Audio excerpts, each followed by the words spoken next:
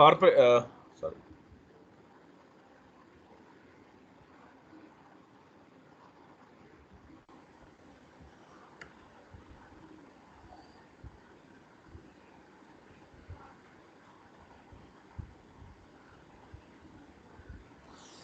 Maturity matching approach to working capital management. अब ये maturity matching क्या होता है? जैसे अभी आपको मैच्योरिटी मैचिंग का मतलब, अभी ये भी एक तरीका होता है अपने आप को कोई भी सिचुएशन से या अनफोर्सिन सिचुएशन से बचाने का। अब वो कैसा तरीका होता है?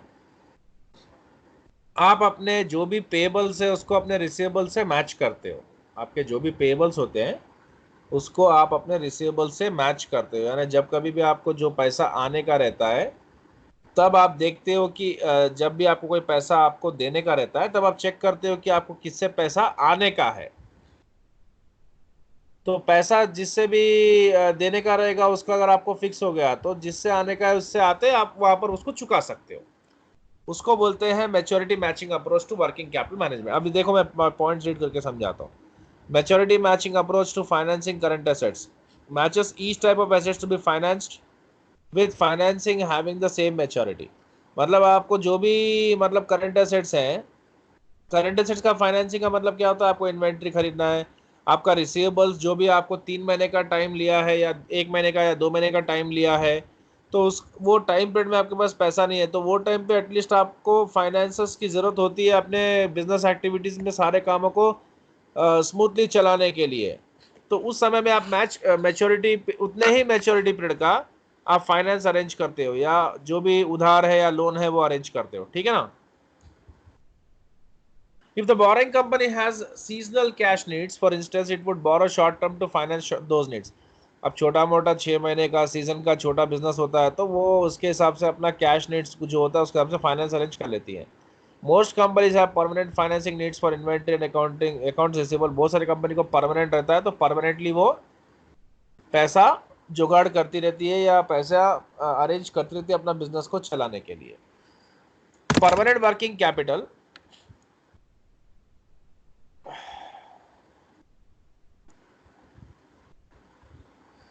Need is finance by long term debt और इक्विटी। जैसे अगर आपको लॉन्ग टर्म फाइनेंस की जरूरत होती है तो लॉन्ग टर्म डेट और इक्विटी से आप अपना लॉन्ग टर्म फाइनेंसिंग करवा सकते हो, ठीक है ना? जैसे आपको प्लांट एंड इक्विपमेंट प्रॉपर्टी, इसके लिए आपको लॉन्ग इन सबको खरीदना है तो आपको लॉन्ग टर्म फाइनेंसेस की जरूरत होती है, तो उसके लिए आप लॉन्ग टर्म कैपिटल अरेंज करके ये सब खरीद सकते हो। Maturity matching is considered a conservative approach to financing. यानी ये आज का नहीं है, ये बहुत हमेशा से बहुत लोग इसी को फॉलो करते आते हैं और ये हमेशा रेगुलरली फॉलो अप में है ये method. However in some situation exact matching of debt to assets में नॉट बी अप्रोप्रिएट, क्योंकि हमेशा आपको वैसा मैच्योरिटी का आपको मतलब डेट मिलना मुश्किल है जो एग्जैक्टली मैच करे आपके रिसीवेबल से। यानी पैसा आने का है 3 महीने में और एग्जैक्टली देने का 3 महीने में, हमेशा ऐसा मैच नहीं मिलता आपको। So usually cash flows are not 100% predictable, और बाहर से वो पैसा आएगा वो भी पक्का नहीं है अपने को। तो ऐसा नहीं होता है कि मेरे को 3 महीने में देने का है तो 3 महीने में आएगा तो अपन वो काम कर देंगे। आपका पैसा अटक गया तो क्या करोगे आप? So the question the firm must answer is what margin of safety do we need in maturity schedule to allow for fluctuations in cash flow। मतलब अगर फ्लक्चुएशन भी हुआ तो अपने को कितना पैसा रख कर चलना चाहिए सेफ्टी के तौर पे या सेफ्टी मेजर के हिसाब से कि अपने को पैसे की प्रॉब्लम ना पड़े चुकाने में। तो इसीलिए आपको फिर वही देखना पड़ता है, रिस्क फैक्टर को भी कंसिडर करके आपको ये देखना पड़ता है कि कितना पैसा आपको रखना चाहिए, ठीक है? So to allow a margin of safety in case expected net cash flows are lower than forecast। अगर आपको ऐसा लगता है कि आपको जो पैसा आने का है जितना आने का है वो कम आएगा, ऐसा लगता है लोगों से कम वसूल होगा ऐसा लगता है, तो management might use a long term financing to finance not only पर। तो उस केस में वो लोग लॉन्ग टर्म फाइनेंसेस लेके अपने जो भी चीज़ें हैं उसको फाइनेंस कर देते हैं। तो ये बस कुछ नहीं है, इसमें वो सब स्ट्रैटेजीज बता रहे हैं कि कैसे एक बिजनेस अपने अपने आप को फंड करता है और किन किन सिनेरियोस में फंड करता है, कैसे कैसे करता है, क्या क्या रिस्क है वो सबको कंसिडर करता है अपने फाइनेंसेस अरेंज करने के लिहाज से। एंड वो किस तरीके से अपने फाइनेंसेस को और कितना ज़रूरी है और क्या सिनेरियो है, क्या सिचुएशन है, वो सब देख के वो अरेंज करता है। कभी भी वो अपने आप को किसी भी चीज़ में एंट्रैप करना नहीं चाहेगा, यानी फंसना नहीं चाहेगा। तो या तो वो कंजर्वेटिव अप्रोच में जा सकता है एग्जैक्ट मैचिंग के हिसाब से, या तो अग्रेसिव अप्रोच में भी जा सकता है, जिसमें वो ज़्यादा ज़्यादा फाइनेंसेस उठा के अपने बिजनेस में लगाने का देखता है और ज़्यादा रिवॉर्ड्स कमाने की कोशिश भी करता है और पे करने की भी कोशिश करता है। बस उतना ही है, इसमें ऐसा कुछ है नहीं। आप लोग को बस एक बार रीडिंग करने का रहेगा। So what chapter we should do right now? क्या करेंगे नया चैप्टर?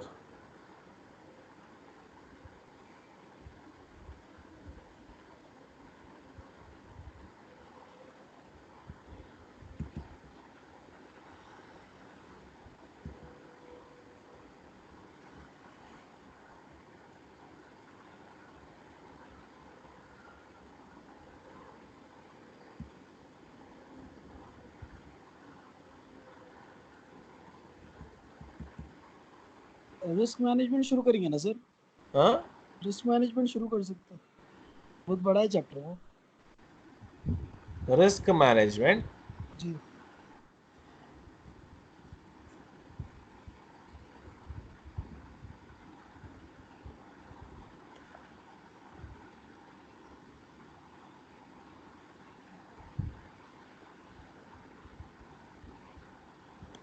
रिस्क एंड रिटर्न ना, नहीं नहीं, छोटा रिस्क सा ही। मैनेजमेंट लास्ट अपने इसमें था, देखिए दूसरे वॉल्यूम में, देखिए दूसरे वॉल्यूम में सेक्शन डी। हाँ, ये खत्म कर लेंगे, चलो बेस्ट है वो।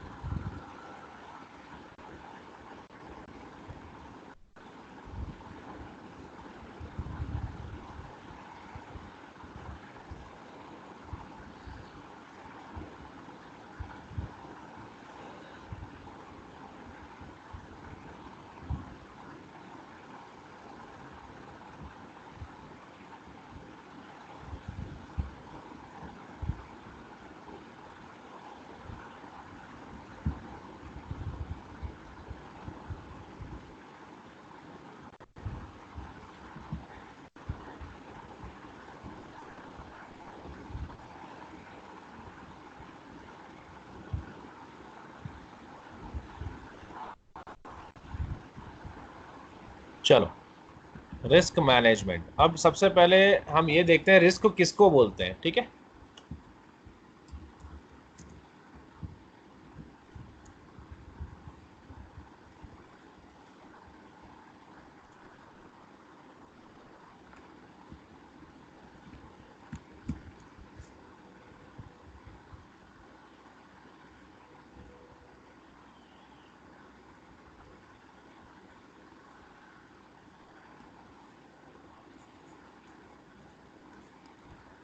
तो रिस्क किसको बोलते हैं? Whatever we have, okay, sorry, whatever we want and whatever we actually get, the difference between those two is risk।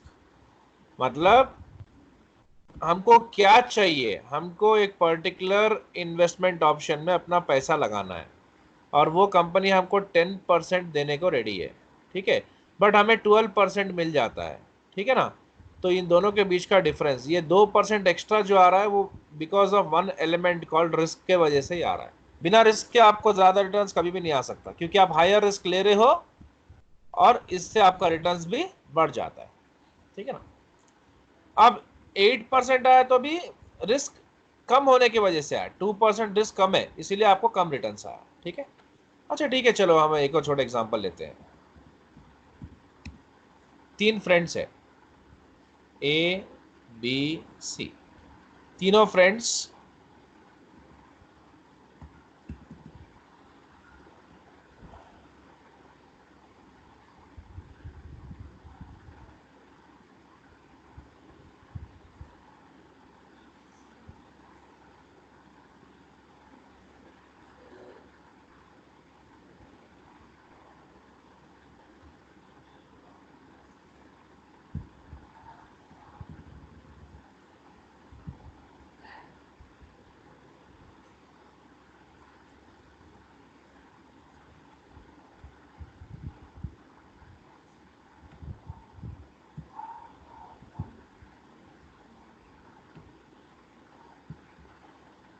तीन फ्रेंड्स है ए बी सी।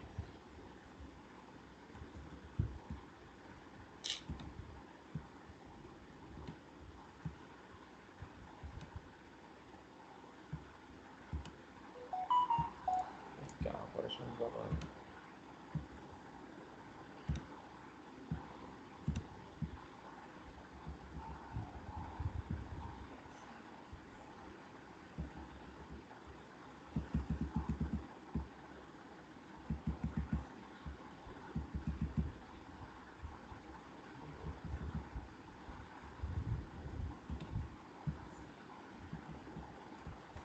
तीन फ्रेंड्स है ए बी सी,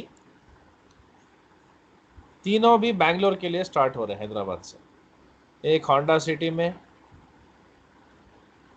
एक सियाज में, Varna में।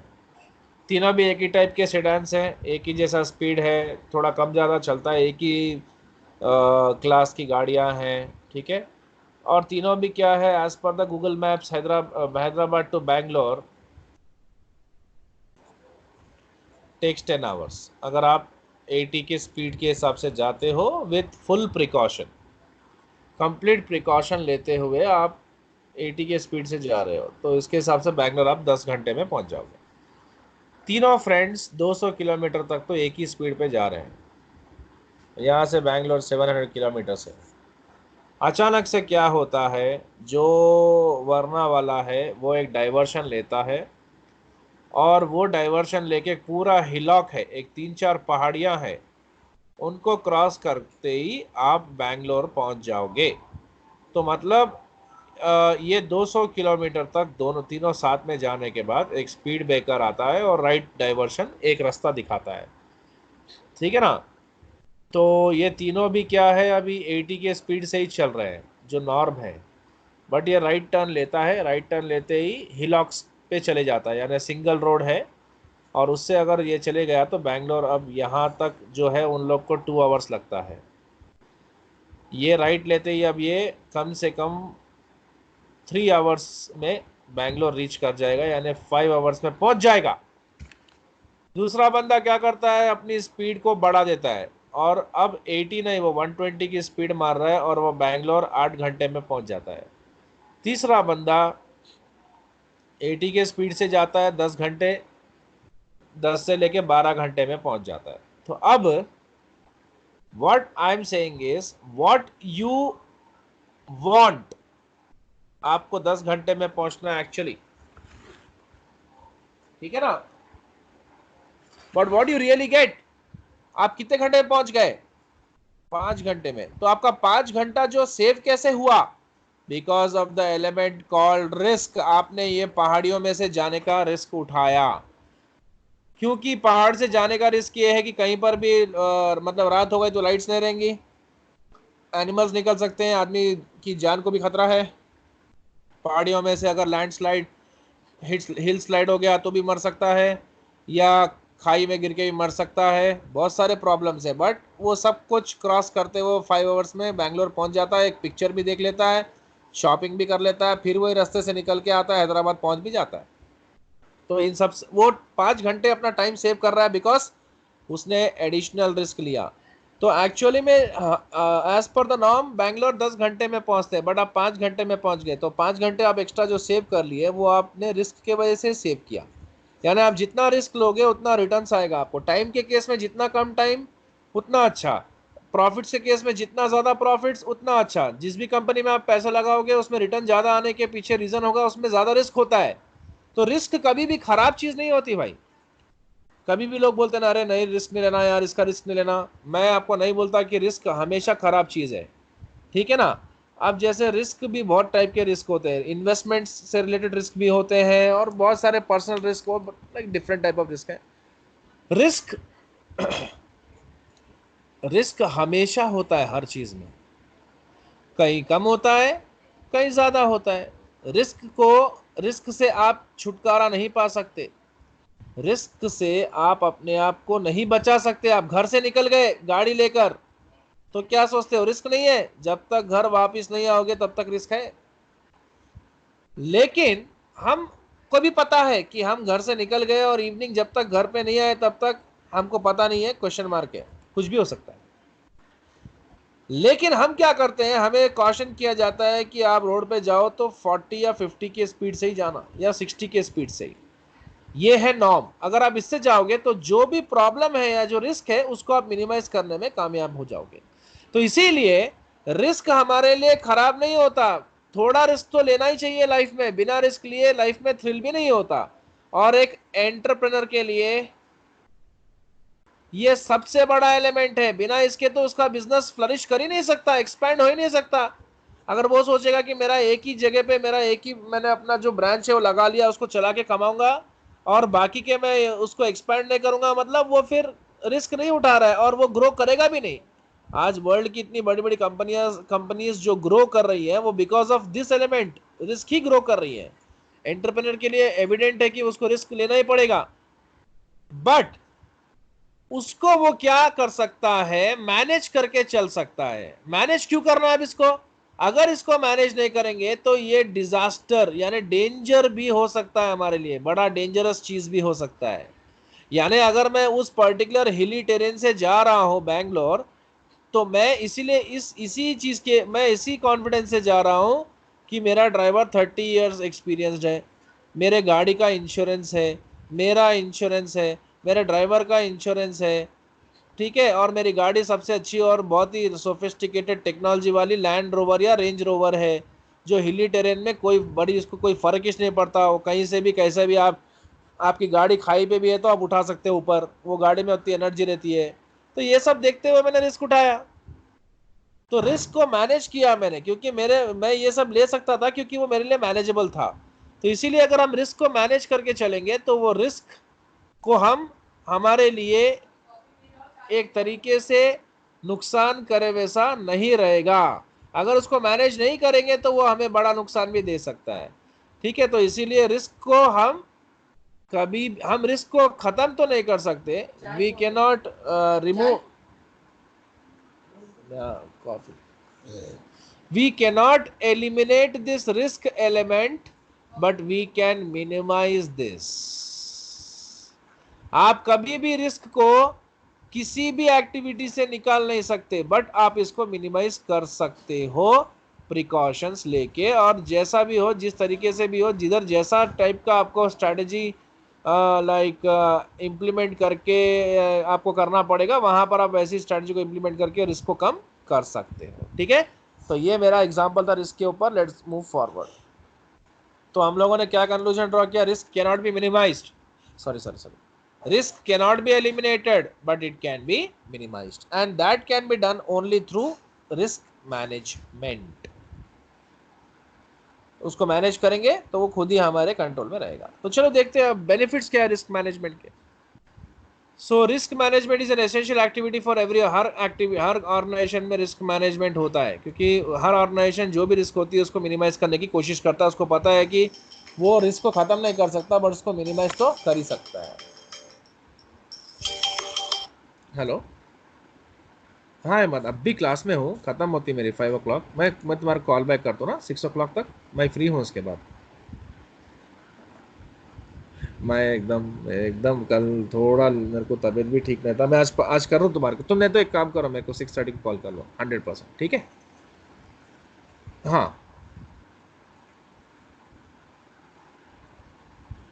हाँ ठीक है, मेरे को 6:30 6:15 तक ऐसा कर लो। राइट, हाँ okay Ahmed, okay okay bye.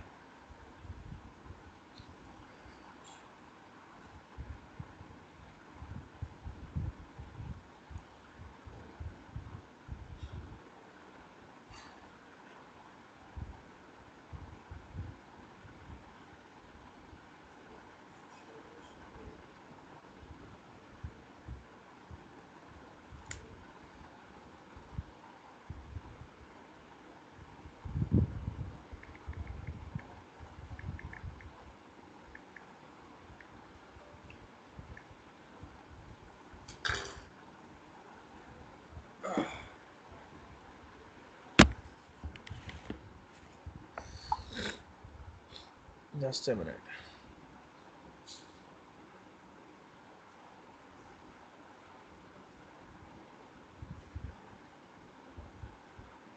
या तो different organisations and industries will experience different benefits from proper risk manage. अगर आप प्रॉपर रिस्क मैनेजमेंट करते हो तो आप अपने कंपनी में इस रिस्क के थ्रू अच्छा खासा बेनिफिट्स कमा भी सकते हो।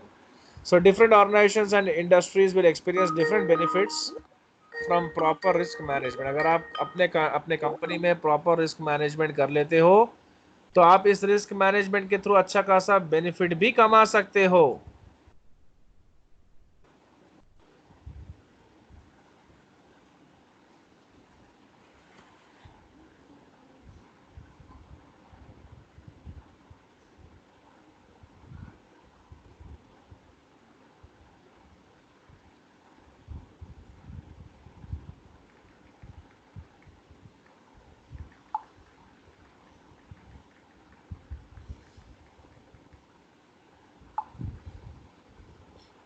That's what. तो आप अब रिस्क को कम कर सकते हो, मिनिमाइज कर सकते हो, तो उसका फायदा भी उठा सकते हो। तो रिस्क को हटाया जा नहीं सकता, और रिस्क हमारे ऑर्गेनाइजेशन से जुड़ा होता है, तो उसको हम मैनेज ही कर सकते हैं। मैनेज करके हम उसको मिनिमाइज कर सकते हैं, और मिनिमाइज करके हम रिस्क का भी फायदा उठा सकते हैं। ठीक है ना। Although proper risk management cannot completely eliminate the chance of negative event, it can reduce the probability of, मतलब आप क्या कर सकते हो, रिस्क को मैनेज क्यों कर रहे हो, रिस्क मैनेज करने से आपका जो नुकसान बड़ा हो सकता था उसको आप कम कर सकते हो, बस उतना ही है। उसका जो भी आपका नेगेटिव इफेक्ट्स आपको रिस्क के वजह से हो सकता था उसको आप मिनिमाइज कर दे रहे हो, और इसको कम करने की कोशिश कर रहे हो, जिससे आप जितना आपका बड़ा नुकसान होता है वो नुकसान आपका कम हो जाता है। जैसे एक इंसान लाइक जीता है, और अभी एक 35 का एक इंसान, एक बंदा गाड़ी चला रहा है, हाईवे पे जा रहा है। अब उसकी लाइफ लॉन्ग अगर वो जिंदा रहा तो 60 साल तक रिटायरमेंट होता है उसका, 58 तक।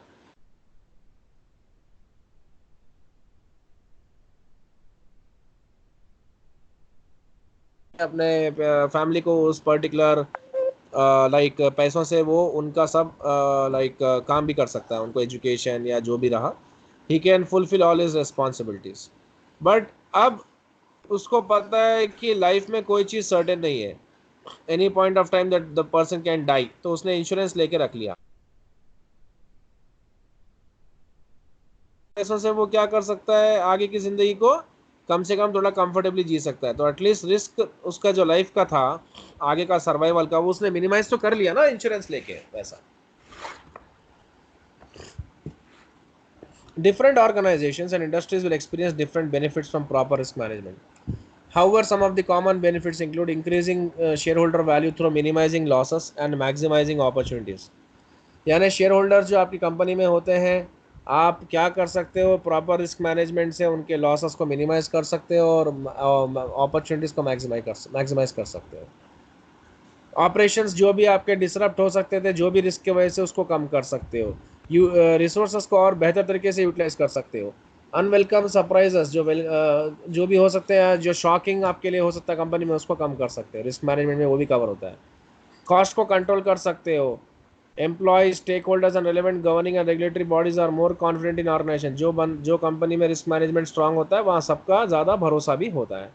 और ज़्यादा सही प्लान फ्यूचर के लिए भी कर सकते हैं, क्योंकि आप प्रॉपर रिस्क मैनेजमेंट कर रहे हो। अब यहाँ पर हम देखते हैं टाइप्स ऑफ रिस्क।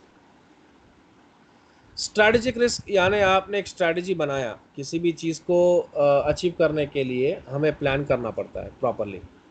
किसी भी टास्क को या किसी भी गोल को हमें अचीव करना है, तो उसके लिए हमें पहले एक स्ट्रैटेजी बनानी पड़ती है, प्लान बनाना पड़ता है। अगर वो प्लान उसके लिए वर्कआउट नहीं हुआ, या वो प्लान उसके लिए उस पर्टिकुलर चीज़ के ऊपर जिस पे हमें अप्लाई करना है वो वहाँ उसके ऊपर पर्टिकुलर अप्लाई नहीं हुआ, या जैसा हम चाहते थे वैसा रिजल्ट्स नहीं निकला, तो वो स्ट्रैटेजिक रिस्क बन जाता है। ठीक है, हम उसका कैसे कम कर सकते हैं स्ट्रैटेजिक रिस्क को? यानी एक स्ट्रैटेजी नहीं बना के दो चार स्ट्रैटेजीज बनाए, तो पहला वाला वर्कआउट नहीं होता, एटलीस्ट दूसरा वाला तो हमारे लिए वर्कआउट हो ही सकता है ना, तो ऐसे हम उसको कम कर सकते हैं। ठीक है ना। Political risk. पॉलिटिकल रिस्क कैसे होता है? जब किसी कंट्री में एक पॉलिटिकल सेटअप ऐसा हो जाता है, या गवर्नमेंट ऐसे आ जाती है जो मतलब अपने डिसीजन मेकिंग से लोगों का कुछ भला नहीं कर पाती है, तो वैसी कंट्री में इन्वेस्ट नहीं करके आप वैसी कंट्री में इन्वेस्ट करो जहाँ पॉलिटिकल स्टेबिलिटी ज़्यादा है। ऑपरेशनल रिस्क, ये वो रिस्क है, आप जो ऑपरेशंस कर रहे हो, जो भी मतलब आपका कर रहे हो मशीन वगैरह, तो उसमें क्या अचानक से वो रुक जाता है, ब्रेक डाउन हो जा रहा है, तो उसके लिए आप क्या कर सकते हो? अगर मशीन ब्रेक डाउन हो गया, या तो स्पेयर में मशीन रख लो, या तो अच्छी टेक्नोलॉजी की मशीन लेके आओ जिससे बार बार ये काम ना हो। लीगल रिस्क, यानी जो भी सपोज आप कोई प्रॉपर्टी खरीदते हो, कॉन्ट्रैक्ट वगैरह बनाते हो, तो उसको अच्छे से फुलफिल करना है, तो लीगल रिस्क क्रिएट हो जाता है। अगर आप नहीं करोगे तो फिर लीगल रिस्क, आपको सामने वाला आपके ऊपर केस करेगा, जो भी करेगा, फिर आपको इशू आएगा, तो इसीलिए ऐसा काम करो ही मत। यानी रिस्क को हम क्या कर सकते हैं, कैसे मिनिमाइज कर सकते हैं, उसमें भी आप थोड़ा सा डिटेल्स ले लो। देखो, रिस्क को कम करने के लिए या तो हम थर्ड पार्टी के ऊपर इसको ट्रांसफ़र कर सकते हैं। ये कुछ भी नहीं है, एक इंश्योरेंस कंपनी से आप जो भी रिस्क आपको उसका पॉलिसी ले लेना, तो ये रिस्क ये रिस्क उसके ऊपर चले गए, आप ट्रांसफ़र कर दिए इसको। दूसरा, आप प्रिवेंट करके रिस्क को कम कर सकते हो, ऐसा काम ही ना करो जिससे रिस्क बढ़े, या अवॉइड कर दो। एक तो क्या है, आप थर्ड पार्टी आप रिस्क को ट्रांसफ़र कर सकते हो, या हाँ पानी, हाँ अवॉइड कर सकते हो। तीसरा, अब कई बार क्या होता है, रिस्क लेना ही पड़ सकता है, हम उससे बच नहीं सकते, तो ऐसे केस में रिस्क ले भी रहे हो तो प्रिकॉशंस ले लो वो रिस्क को लेने के। जैसे अगर आपको वहाँ अब जाना ही पड़ गया, तो ऐसा आप मतलब प्रिकॉशन लो कि गाड़ी को धीरे चलाएं, या मतलब ऐसा कुछ प्रिकॉशंस लेके चलो कि आप सेफली कहीं भी पहुंच जाओ। ठीक है ना, तो इस तरीके से भी हम रिस्क को मिनिमाइज कर सकते हैं। पहला, हम उसको ट्रांसफ़र कर सकते हैं। दूसरा, हम उस रास्ते जाना ही नहीं, उसको मतलब कंप्लीटली उसको इग्नोर करके फेंक सकते हैं, वो काम ही नहीं करना। तीसरा, अगर करना ही पड़ा तो उसको फिर प्रिकॉशंस लेके कम कर सकते हैं।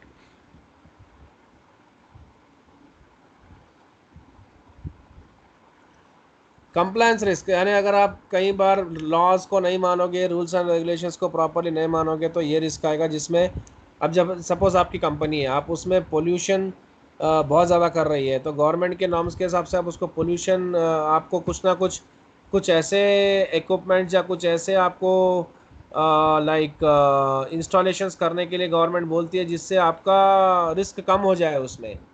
ठीक है ना, जैसे आपके पास जो आप मशीन्स यूज़ करके आप जो प्रोडक्शन कर रहे हो वो बहुत ज़्यादा पोल्यूट कर रही है, और वो वैसी मशीन्स अब गवर्नमेंट के स्टैंडर्ड्स के हिसाब से आपको नहीं रखनी चाहिए, जो पुराने ज़माने की मशीन हो गई है। जैसे अभी आज की डेट में BS4 व्हीकल्स बैन हो गए इंडिया में, अब वो नहीं मिलेंगे आपको।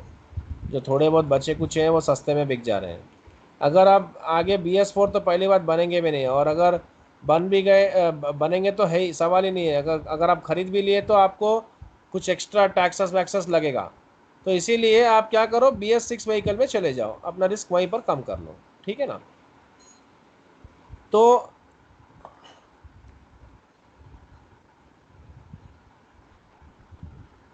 कंप्लायंस रिस्क का एक और छोटा एग्जांपल दे सकते हैं। तो अगर सपोज हम मेरा कंपनी है XYZ और उसमें मैं जो मशीन यूज़ कर रहा हूँ वो काफ़ी पोल्यूट कर रही है एनवायरनमेंट को, और मेरे को 2-4 बार नोटिस भी आ गया डिपार्टमेंट से कि आप वो मशीन को बदलो या जो भी है आप ऐसे कुछ एंटी पोल्यूटेंट्स यूज़ करो या ऐसा मशीन सेटअप करो जो आपका पोल्यूशन को कम कर सके। ठीक है ना, आप कुछ उसको लाइक क्या बोलते हैं उसको, पर्टिकुलर वर्ड होता है उसका, रिसाइकिल कर लो। यानी आपके जो पोल्यूटेंट्स है उसको वाटर बॉडीज़ में और आप ज़मीन में छोड़ने से अच्छा आप उसको रिसाइकिल कर लो, और रिसाइकिल करके उसको वाटर में कन्वर्ट करके जैसा भी यूज़ करना है वैसा ग्रीन वे में यूज़ कर लो। हम अभी हमारे पास जो है पुराना टेक्नोलॉजी, वो क्या करता है ग्राउंड में डाल देता है जो भी पोल्यूटेंट्स है, उससे ग्राउंड वाटर खराब हो रहा है और लोगों को गंदा पानी मिल रहा है पीने का। तो अगर आप कंप्लायंस भी नहीं मानोगे तो क्या करेगा, आपकी कंपनी को शट डाउन कर देगा आके, उसके बाद आपका ऑपरेशंस वहीं ख़त्म हो जाएगा बिजनेस का। तो इसीलिए हमें अच्छी टेक्नोलॉजी यूज़ करके वो रिस्क को कम कर लेना चाहिए।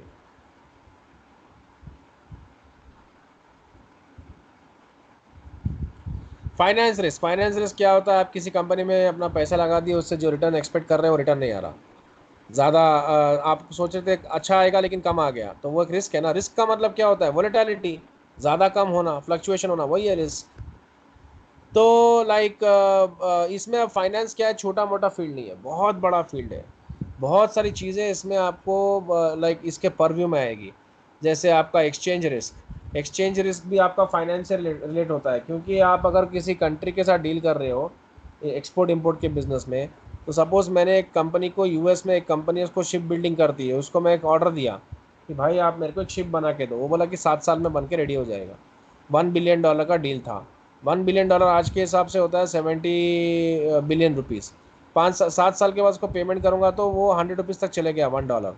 अब मैं उसको कितना पे करना, $100 बिलियन पे करना, तो 30 बिलियन एक्स्ट्रा पे करना पड़ रहा है। तो अब ये रिस्क तो मुझे है ही, क्योंकि dollar is a like currency which always like outperforms rupee, और it's a stronger currency when compare to.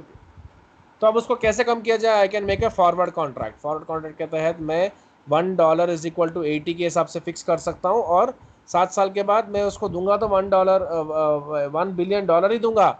लेकिन जिनके साथ मैंने एग्रीमेंट किया है ब्रोकर या बैंक के साथ, उनके पास मैं $1 जो है 80 रुपीज़ में खरीदूंगा, ना कि 100 में, तो मैं 20 बिलियन रुपीज़ मेरा बचा लिया। तो अब यहाँ पर आपका सवाल उठेगा कि रिस्क कहाँ, रिस्क तो पूरा है भाई। अगर मैं वो फॉरवर्ड कॉन्ट्रैक्ट नहीं बनाता तो मैं 30 बिलियन रुपीज़ पे करता, लेकिन अब मैं सिर्फ 10 बिलियन रुपीज़ तक का ही नुकसान हुआ मुझे, पूरा नुकसान तो मैं नहीं हटा सकता क्योंकि रिस्क को मैं खत्म तो नहीं कर सकता, लेकिन मिनिमाइज कर सकता हूँ।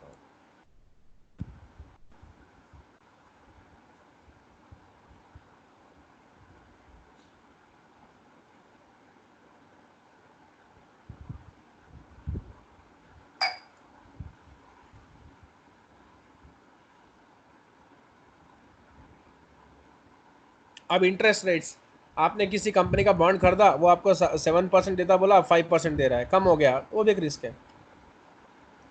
कहीं से बोरो कर रहे हो, इंटरेस्ट फ्लक्चुएशन हो रहा है, वो भी एक फाइनेंस रिस्क में आता है। हज़ार्ड रिस्क, अब हज़ार्ड रिस्क में क्या होता है, बहुत सारे नेचुरल कैलामिटीज़ या डिजास्टर।